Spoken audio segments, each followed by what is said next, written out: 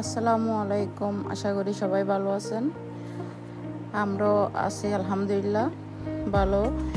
এখন নতুন একটা রেসিপি নিয়ে আসলাম। অবশ্যই নতুন না, এটা আগে অনেক বানিয়েছি, মাঝখানে কিছুদিন গ্যাপ ছিল। এখন বাচ্চারা বলতেছে ডোনাট খাবে, এই জেব্রা কেক খাবে, এই জন্য সময় তো থাকে না। কাট করে কিছু তো এগুলা আনানো ছিল না, যা ছিল তোর কাছে তা দিয়ে বানিয়ে দিলাম বাচ্চাদেরকে। এখন আবার আস্তে আস্তে আনাইতে হবে। এই যে বিট করার মেশিনও নিয়ে নিলাম। ওভেনে একটা আম পুডিং বানাইলাম। এই যে একটা আম পুডিং বানাইলাম বাচ্চাদের জন্য, একটা টুকটাক বানিয়ে নিলাম। তো দেখতেছেন এখানে জেব্রা কেকও একটা ট্রাই করলাম। আগেও বানাইছি, সুন্দর মতো হয়েছিল। বললাম যে মাঝখানে কিছুদিন গ্যাপ গেল। যে বাচ্চারা চাইলে তো এমনি বাজার থেকে কিনে আনলে, এগুলা বলছে যে এগুলো তো আনি দিয়ে, বলছি বাজার থেকে কিনে আনলে হবে না, এখানে বানাই দিতে হবে।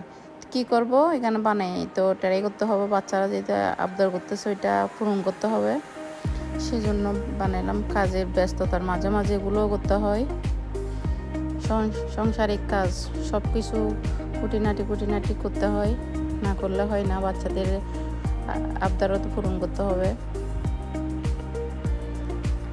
বাচ্চাদের জন্য তো সব সংসারের কাজ করে সময় বাঁচলে ওইটাই হচ্ছে যে সংসার, বুঝুন তো আপনারা। তো দেখেন আপনারা কেমন হয়েছে বলেন। আর অন্য নতুন জিনিস বানাই আপনাদেরকে শেয়ার করব। নতুন কি বানাতে পারি দেখি, এগুলো বাচ্চারা খাওয়ার জন্য। তো ভালো থাকেন, সুস্থ থাকেন, সুন্দর ভিডিও পেতে আপনারা ওয়েট করেন। আল্লাহ হাফেজ, আসসালামু আলাইকুম।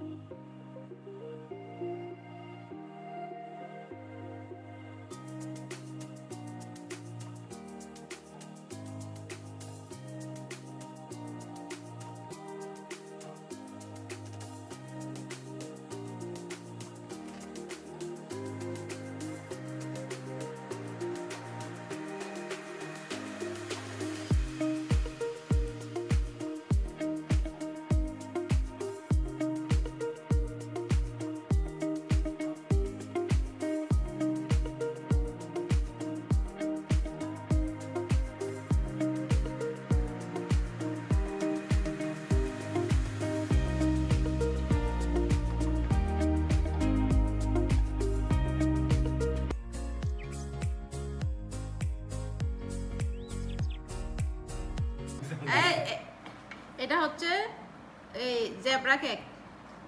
কেকটা সুন্দর হয়েছে না? তো এটা কি? এটা হচ্ছে ওই কি আম পুডিং।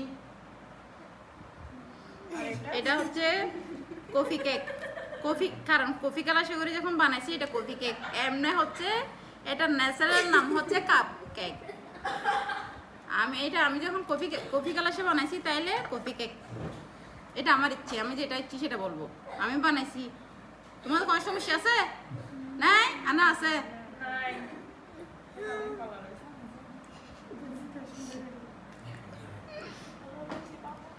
যারা ওইটা দিয়েছে এত সুন্দর কেক বানাইছি।